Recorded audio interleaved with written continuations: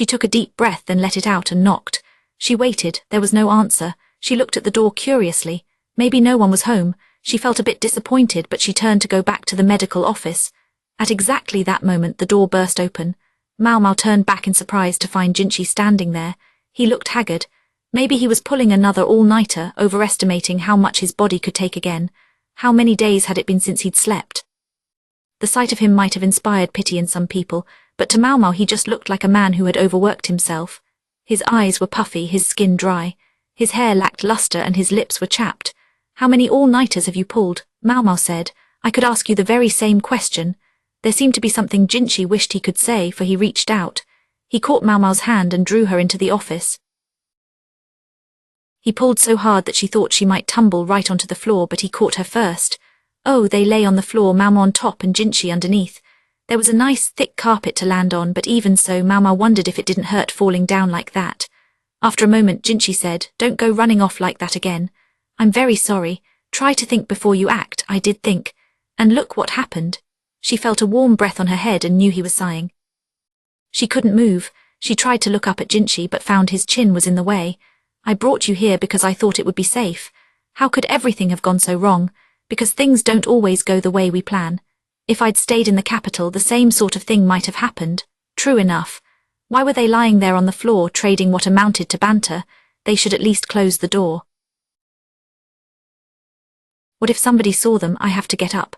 How long did he plan to lie there holding her? To be perfectly blunt, she hadn't bathed in days. She had hardly even changed her clothes. It must have smelled gross lying there with a woman covered in sweat and dust. What the hell? He is actually taking a whiff. "Master Jinchi, what? Maybe you could let me go one of these days. You could always push me away yourself." Maomao took Jinchi's hand. It felt very heavy, but he wasn't specifically pushing on her. It was just, "I'm sleepy." Maomao could hardly think straight. Maybe it was the release of all that tension, but she felt oddly safe. Was it the thick carpet that felt so nice, or was it the warmth of another body right next to her? True enough, she tried to brush his hand away but couldn't. Instead, her breathing gradually evened out, and slowly so did his. "What do I do here?"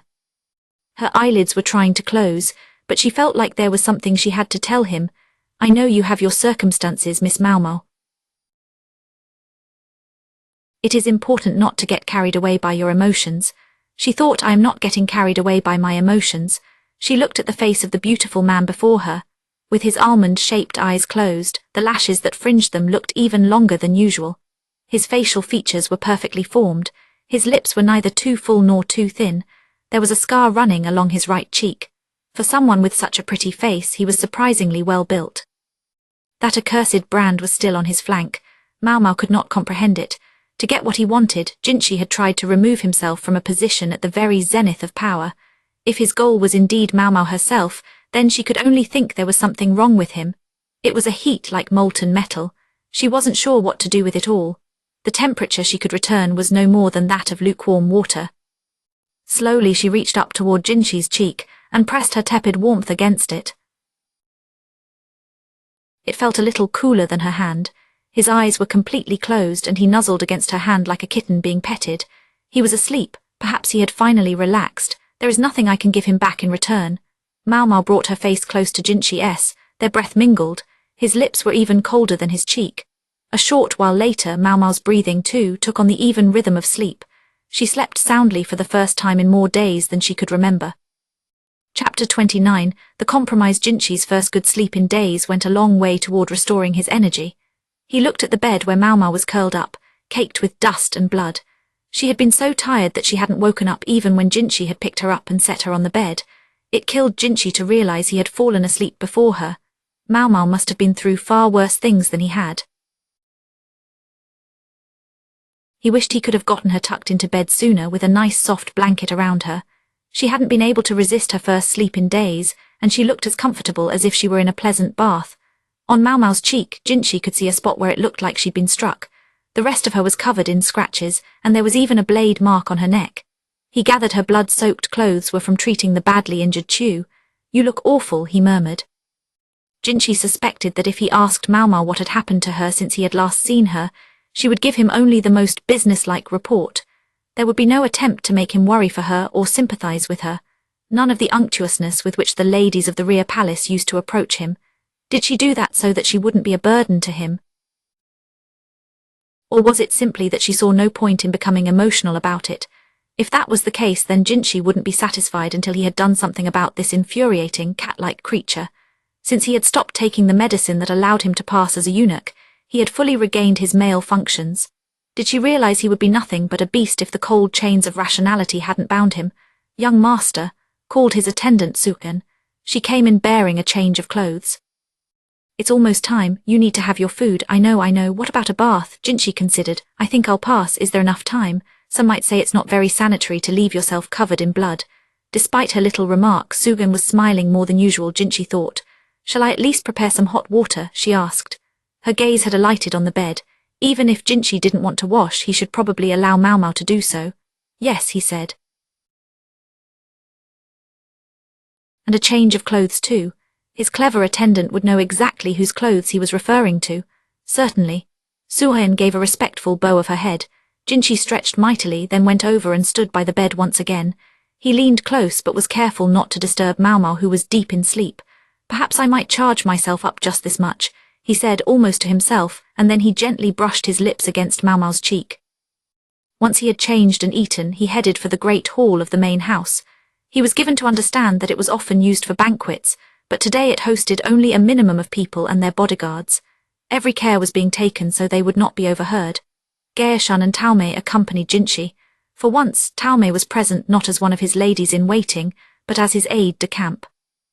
It felt slightly odd to have a husband and wife pair flanking him, but having the two of them with him was the most reassuring thing he could have hoped for at that moment. When he entered the hall, he found he was not the first to arrive. People were already seated in chairs around a table. One of them was a boorish man who looked very much like the one who had taken them all for such a ride, Jayakuo. He lacked Jayakuo's facial hair, however. He was trying to remain expressionless but couldn't keep a slight furrow out of his brow. This was Jayakuo's oldest son, Shikyo. Jinchi had hardly talked with the man but had observed him closely throughout the discussion about the inheritance. He'd found as many points of dissimilarity from Jayakuo as he had points of resemblance. Sitting across from Shikyo was a younger man. In fact, he looked barely old enough to have had his coming-of-age ceremony. This was Hulan, the one who had been learning his craft under Jinchi's tutelage. He looked nothing like his brother Shikyo. Humble of attitude and so small, Jinchi could almost believe he still had another growth spurt to go through. At the moment he looked unusual. He was covered in bandages. That is what happened when you threw yourself into a fire. They doused him immediately so the burns were not as severe as they could have been, but it still looked painful. There was one more person present as well. Normally, with the eldest and youngest sons in attendance, one might expect that person to be the second son. But today one would be wrong. Instead, sitting there smiling with her arm in a sling was Chu. Her face was covered in cuts. They must have done something to her torso as well, because the way she wore her robe looked awfully stiff. She had a cotton jacket around her shoulders to keep her from getting cold. Jinchi recognized it as the cotton jacket Baryu often wore, although Chu's husband was not there. Moon Prince, long time no see, Chu drawled. She sounded so perfectly ordinary that Jinchi wondered for a second if she was actually hurt. But then he remembered the blood that had spattered Maomao's outfit, and knew how serious her wounds must have been. She could hardly have enough blood left. She might act insouciant, but her survivability was something else. Pardon me very much, Chu said, but may I remain seated? She was glancing at Taomei for confirmation, worried about how not Jinchi but her mother-in-law would react. Surely even Taomei would go easy on her wounded daughter-in-law. Jinchi answered for her. That's fine. Shikyo and Hulan were already standing, bowing respectfully to him. Shikyo was the first to speak. My sincere apologies, sir, for so frequently imposing on you for an audience. This was a kind of respect that had not been in evidence during the inheritance discussions. Presumably, Shikyo was after something. Meanwhile, the third son, Hulan, was smiling. Moon Prince, you seem in fine fettle. I offer you my heartfelt gratitude for your generous treatment of a criminal such as myself. It was Hulan more than anyone else who had made their lives so difficult recently. Jinchi loathed leaving him to stand there and grin, but knowing that he would smile just as broadly while he killed himself for his convictions was frightening. No one has said that what you've done has been forgotten, Jinchi replied, not allowing himself to sound less than controlled. Hulan kept right on smiling, but Shikyo's expression grew harder. Hyolan was what they were here in this room to discuss. They had gathered to bring to light what he had been thinking and what he had done. Fei Long, who might have been expected to be there, was. There were certain things they didn't want him to know. Jinchi motioned to the others to sit down. Shikyo and Hyolan waited until he was seated himself, then did so. Chu, who had been sitting all the while, had a drink in her hand. It was something milky white and steaming. Goat's milk, probably, or maybe a soup with goat's milk in it. She was lacking blood, which was understandable. Jinchi decided to let it be as he began the discussion. Hyolan, why did you try to kill Shikyo? He's your older brother by blood. There was no need for any preamble. And Jinchi was only asking in order to hear Hyolan say it. Hyolan didn't blanch, he didn't even stop smiling. I did what I thought was best for the Western capital, and for Isei province. And what you thought was best was to kill your own brother, Jinchi asked tersely. Shikyo was staring fixedly at Hyolan. He must have been feeling very conflicted about his younger brother at that moment. I thought you and Shikyo were close, Jinchi continued. It isn't as if he was a problem for you during the discussions about the inheritance, is it? You're right. My brother did say that he needed no inheritance and to divide it as we wished. It's still true, said Shikyo. I don't need anything. You can all share out the old man's legacy however you see fit. I have no intention of governing the Western capital. I leave that to you and Fei Long to talk out. Most importantly of all, my name is Shikyo. I won't use the name of Jyoku ever again. Shikyo was making the kind of offer that most second and third sons would have salivated over. For the family that ruled Isei province, things were not so simple. So you think brother Fei Long and I should govern the land together? I'm sorry, but that's preposterous. Do you believe, brother, that all will go well for you simply because you decline to accept any inheritance and any duty? Won't it? Fei Long is a cool head. He is smarter than me. He will do right by this place. You can be his assistant. You might not be a perfect replacement for the old man right away, but in a few years you'll have this place ticking along. A few years? When the next few years are going to be some of our hardest. Finally, Hyolan sounded upset. The humble, retiring youth had vanished. I agree with you. Our brother Fei Long is indeed a calm and collected person. If life had allowed him to go to the royal capital as a bureaucrat, I think he would have risen far higher in the world than you, brother Shikyo. But to make him the head, to make him the face of the Western capital. What happens then? He seemed to be asking both Shikyo and Jinchi. We have the aftermath of the insect swarm to deal with. Public order is worsening and we have food shortages. In the immediate future, we will also have to consider the possibility of an invasion by another country. Do you think brother Fei Long has the strength to successfully navigate all of that? Well, he can just ask our grandfather and uncles for help, can't he? Grandfather is old, and I sincerely doubt he will be returning from the royal capital. As for our aunts and uncles, how far can we really rely on them? The entire reason grandfather left our father in charge here was because, whatever you may think of his ideals, he possessed the necessary strength to hold it all together. Jinchi could not disagree with that. If Jyoku-o had possessed one thing, despite his personal beliefs, it was strength. His ability to work a crowd, almost the way a con artist would, was something Jinchi could learn from himself. True, things might be well while grandfather remains in this world. If things remained as they were before the swarm, the others might keep the peace. With father gone, however, our aunts and uncles will not be shy in criticizing the main house. And brother Fei Long and I, neither of us the eldest son, will lack the influence to subdue our relatives. They have grown strong running their respective trades in this province. That is why brother Fei Long waited and waited for you to return, brother Shikyo. You were able to go fist to fist with Uncle Yoda and silence even him. You have the strength. Yoda was a nickname meaning youngest child. The youngest of Jyokyun's children was in fact Empress Jyokayu, but the youngest among the menfolk was the seventh son, the one who looked after livestock. He was supposedly so incensed with Shikyo that he fought a duel with live steel. You are contradicting yourself, Jinchi said. So far you have done nothing but heap praise on Shikyo. I am asking why you would have wanted to kill him. Chu piped up. It is not a contradiction at all. In her hand was a slice of soft fried bread. As long as Mr. Shikyo is alive, there will be somebody who backs him for leader, which is a big problem if you are trying to lead without him. Precisely, Hyolan confirmed. What good would having Shikyo out of the picture do for you? Didn't you just say that you and Fei Long both lack the power to lead? Jinchi asked. At that, Chu and Hyolan both grinned, the expressions oddly similar to each other. Indeed he did, Chu chirped. But Mr. Hyolan, he found something for better or worse. Someone he wanted in the Western capital more than his unmotivated big brother. Correct again, Hulan said and stared directly at Jinshi. Jinshi got a bad feeling. Among Master Gyakuo's 3 sons, Mr. Shikyo is certainly the most suited to leadership. But as far as Mr. Hulan was concerned, if there were someone else available, there would be no need to fret about the new use. His goal, you see, was to help the Western capital flourish. He wondered if there was someone with practical power, someone who would make sense as the political leader of the West. Chu also looked at Jinshi. He said, I am sure it would have worked if I could have gotten rid of my brother Shikyo.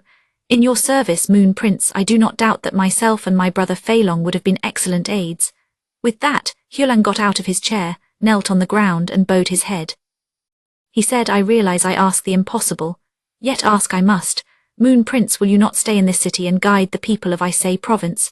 I offer anything that might be of use on this path, even my own head. He pounded his forehead repeatedly against the floor, and his eyes were shining so brightly it was almost disturbing. The burns all over his body attested to the truth of what he said. Without quite meaning to, Jinshi backed up a step. He looked at Gaeshun and Taomei, who stood in attendance behind him. After a pause, Gaeshun said quietly, I have heard that the Mai clan teaches its members the highest joy is to obey the orders of their master. The highest joy, Jinshi repeated uncertainly.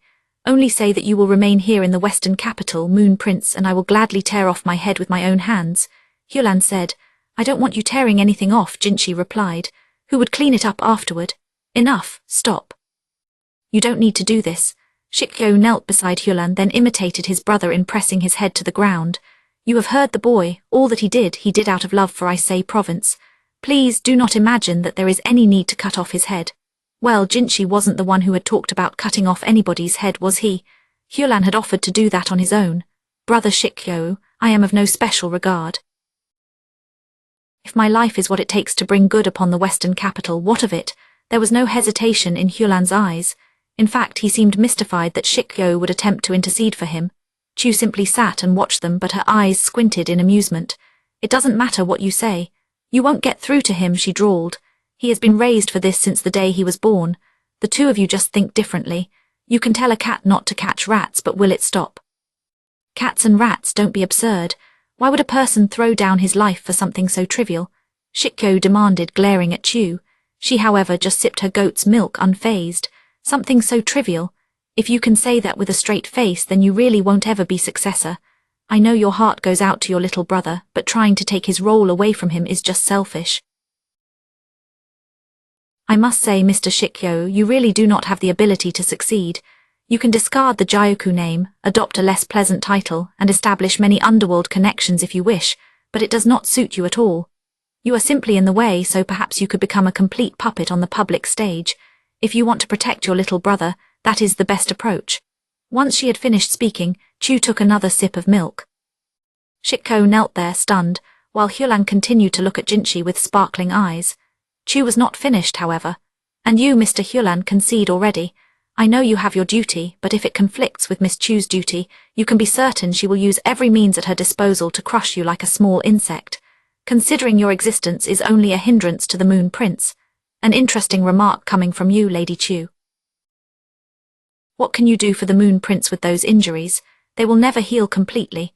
Your rank will plummet. I will still be higher than you, Mr. Hulan. Miss Chu is quite nimble enough to do most anything she needs with her left hand. But being the kind lady she is, Miss Chu has an idea for a compromise.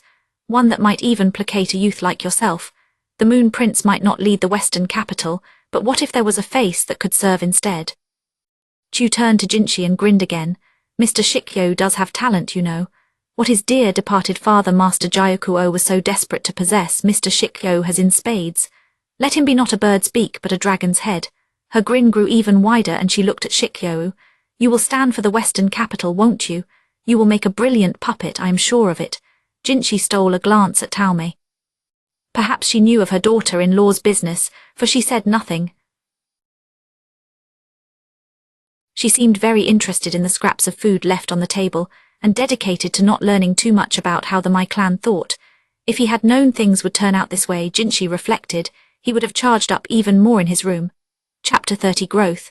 The wind that blew through was so cold it was almost painful. Time passed quickly. Since her return to the Western capital, Maomao had resumed her daily life almost as if nothing had happened. Before she knew it, the year had turned and she was 21 years old. Her days passed much as they had before. She spent her time making medicines in the office with the quack doctor, raising medicinal herbs in the greenhouse, and occasionally visiting Jinchi to do exams. Well, maybe one thing was a little different. "Daddy, play with me. Come on, your dad is on his way to work, Gyokujun. We can play later."